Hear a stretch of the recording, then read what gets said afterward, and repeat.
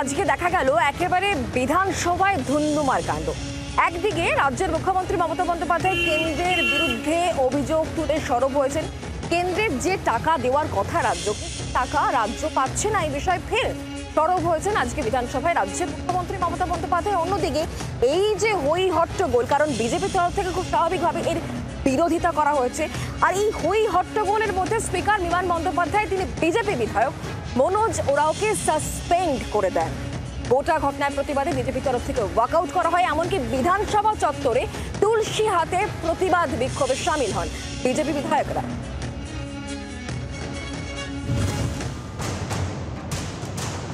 পশ্চিম এশিয়ায় বেঁধেছে ভয়ানক যুদ্ধ। একসময়ের বন্ধু থেকে এখন পরস্পরের ঘোরতর শত্রু ইরান, ইসরায়েল।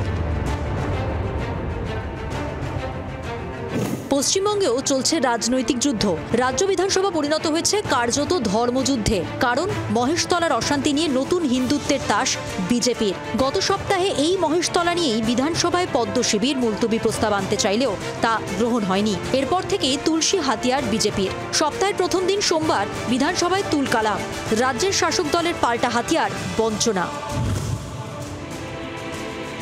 এদিন অধিবেশনে কেন্দ্রকে বিধে মুখ্যমন্ত্রী বলেন, গত 4 বছরে 100 দিনও আবাসনে টাকা দেয়নি কেন্দ্র। 156টি টিম পাঠিয়েছে কেন্দ্র, তাদের সব তথ্য দেওয়া হয়েছে, কেন্দ্র বঞ্চিত করেছে। গুজরাট, উত্তরপ্রদেশে অভিযোগ রয়েছে, সেই সব রাজ্যে কটা কমিটি গেছে, কাজ করলে টাকা দিতে বাধ্য, ওরা আমাদের টাকা দেবেন না, এটা রাজনৈতিক সিদ্ধান্ত।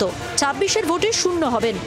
মুখ্যমন্ত্রী বলার সময় বিক্ষোভ দেখাতে থাকেন বিজেপি বিধায়করা। বিজেপি বিধায়ক মনোজ ওরাওকে সাসপেন্ড করেন স্পিকার। প্রতিবাদে অধিবেশন থেকে পদ্ম বিধায়কদের ওয়াকআউট, আর এরপরেই তুলসী গাছ হাতে বিধানসভা চত্বরে অবস্থান।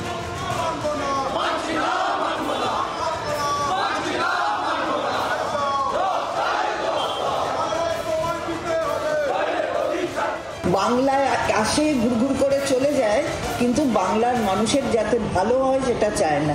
গ্রাম বাংলাকে এইভাবে তাদের বঞ্চনার শিকার করা, এই যে 100 দিনের কাজ, মাননীয় মুখ্যমন্ত্রী তিনি বাংলার এত অসুবিধা সত্ত্বেও, এত বঞ্চনা সত্ত্বেও তিনি কিন্তু নানান রকমের প্রকল্পের মধ্য দিয়ে এগুলো করেন। অগণতান্ত্রিক আচরণের বিরুদ্ধে আমরা যখন বিক্ষোভ দেখাই, যেভাবে আমাদের সহকর্মী বিধায়ক মনোজ ওরাও তাকে মার্শাল দিয়ে বের করে দেওয়া হলো, এটা গণতন্ত্রের পক্ষে একটা কালো দিন।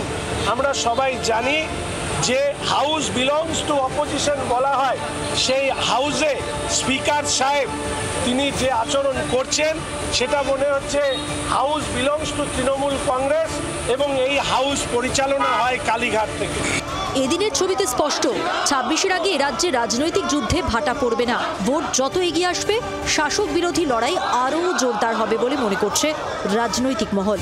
শ্রেয়সী গঙ্গোপাধ্যায় ও প্রবীর চক্রবর্তীর রিপোর্ট, জি 24 ঘন্টা। বাংলার আওয়াজ, বাঙালির আবেগ, জি 24 ঘন্টা।